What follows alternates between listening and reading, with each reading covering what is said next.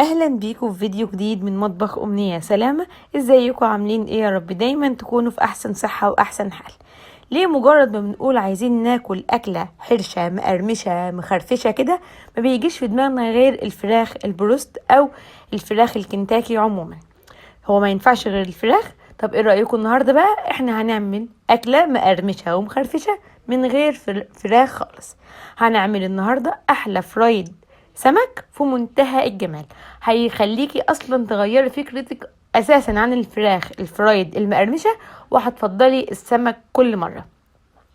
انا امنية ودي قناتي، ولو دي اول مرة بتشوفيني ما تنسيش الاشتراك وتفعيل زر الجرس علشان توصلكوا فيديوهاتي الجديدة. يلا تعالوا بسرعة نغير فكرتنا خالص ونخلي السمك هو اول حاجة تيجي في بالنا لما نقول هناكل اكلة فرايد. هنا هجهز اول حاجة التتبيلة بتاعة السمك.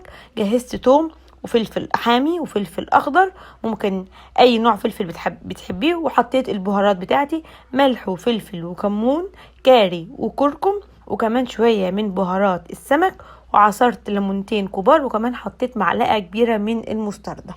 انا هساعد الخليط ده بشوية من المية علشان انا عايزاه ناعم خالص مفيش فيه اي قطع او تكتلات. هاخد الخليط بتاعه ده هيبقى صديق الأكلة كلها، هنستخدمه طول ما احنا بنعمل الوصفة. خلاص كده بقى جاهز. نروح بقى للسمك بتاعنا. انا كمان النهارده قصدت ان انا استخدم السمك البلطي لانه هو يعتبر ارخص نوع سمك حاليا، فانا حبيت استخدمه وانت ليكي حريه الاختيار في استخدام اي نوع انت بتفضليه.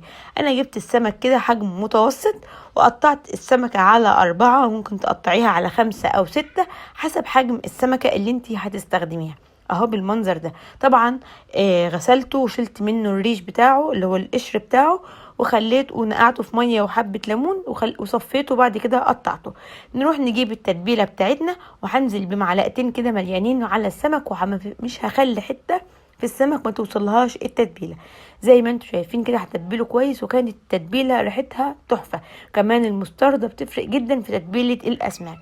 سبته عقبال ما يتبل. يلا نعمل الرز. في حله سخنه حطيت 3-4 معالق من الزيت، وحطيت بصلايه كبيره مفرومه فرم خشن، وهقلب فيها. طبعا مش هنضيف الملح خالص، كل اللي انا هضيفه رشه من السكر عشان تساعد ان البصل بتاعنا يتكرمل وياخد اللون البني بسرعه.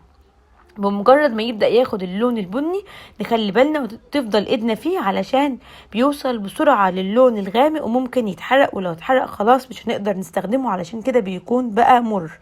هاخد البصل بعد ما اتحمر باللون الجميل ده، هعمله في الكبة اهوت. انا طلعته على مصفى علشان لسه هستخدم باقي الزيت. هنزل كده بالبصل بتاعي على الكبة وهفرمه، وممكن اساعده بمعلقة من الزيت لو كان متصفي كويس. خلاص هفرمه لحد ما يبقى شبه المعجون كده. ودي بتبقى بصلة صيادية معمولة زي البيوريه كده جاهزة، ممكن اخزنها بقى في التلاجة او في الفريزر. ما باجي اعمل اي رز بني بتاع سمك ممكن اخد منها معلقة واشتغل على طول. في نفس الحلة اللي حمرنا فيها البصل هحط حوالي معلقتين من الزيت، وهرجع احط الرز اللي احنا غسلينه ومصفيينه، الرز المصري العادي، وهبهره بملح وفلفل وكمون وكاري وكركم، وكمان ضفت شوية من الحبهان سواء المطحون او الصحيح، ورقتين من اللوري. هقلب الرز كده مع البهارات لحد ما يسخن، وبعد كده هضيف معلقتين كبار من البصل الصيادية، وكمان ضفت معلقة كبيرة من التتبيلة بتاعة السمك.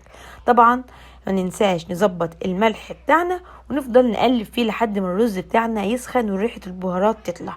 في الفترة دي كنت مجهزة مية مغلية، طالما سخنا الرز وسخنا الحلة كويس جدا ملوش لزوم ان احنا نرجع نبردها بمية ساقعة من الحنفية، فبنكون مجهزين جنبنا مية تكون بتغلي. مجرد ما الرز بتاعنا يبدأ يغلي ويشرب ميته هوطي عليه. في المرحلة دي انا بستخدم الشوكة علشان الرز بتاعنا ما يعجنش. خلوا بالكم ان اي نوع رز غير الرز الابيض السادة بياخد وقت شوية في السوى، وكمان بيبقى سهل جدا ان هو يتلسع او يشيط، فمن فترة للتانية نقلبه ونخلي بالنا. يلا نجهز البريدنج او التغليف بتاع السمك. 3 كوبايات من الدقيق، عليهم 3 معالق مليانين من النشا، وهحط اي بهارات انتي بتحبيها. انا حطيت كمون وشطة وحطيت ملح وكاري وكركم، وكمان ما ننساش حطيت كيس من البيكنج باودر او معلقة كبيرة. هاخد من الخليط الجاف ده حوالي 5 معالق، وهبدأ اللي انا افكهم كده بشوية مية لحد ما يبقى شبه قوام الكيك التقيل. انا مش عايزاه خفيف، انا عايزاه تقيل علشان يمسك على السمك زي ما انتوا شايفين. كمان ضفت له معلقة من التتبيلة اللي احنا كنا مجهزينها.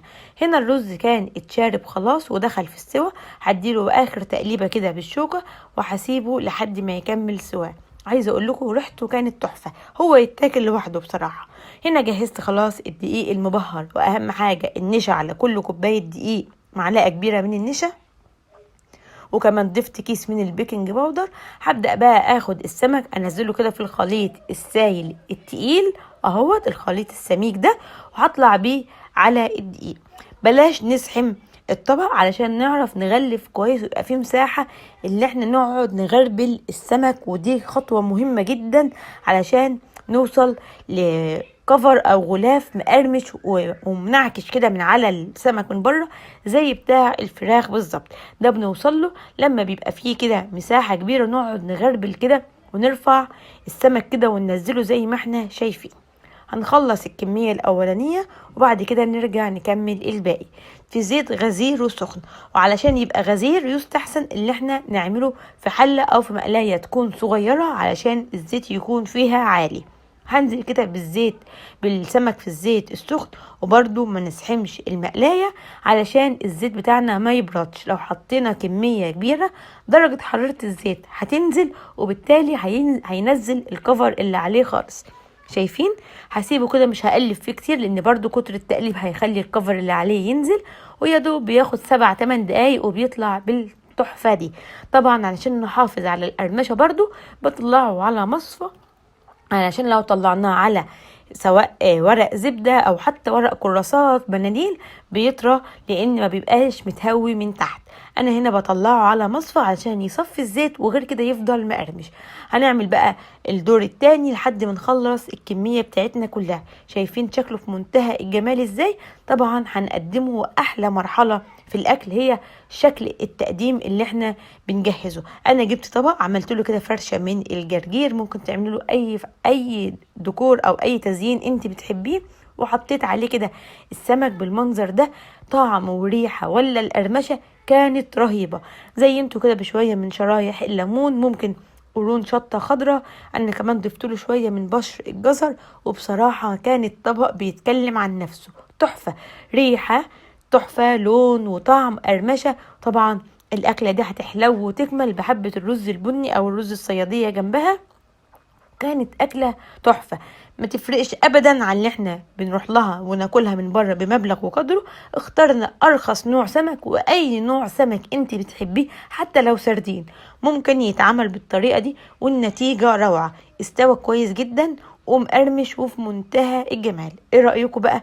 بسيط وسهل وتغيير عن السمك المقلي العادي اللي احنا متعودين عليه، وكمان الكمية بتاعته بتزيد لان بنقطعه قطع صغيرة كتير. شايفين قلبه مستوي ازاي وفي منتهى الجمال؟ تحفة. يا رب تجربوه ويعجبكم، ولو عجبكم الفيديو ما تنسوش الاشتراك وتفعيل زر الجرس علشان توصلكم فيديوهاتي الجديدة. اسيبكم في امان الله، مع السلامة.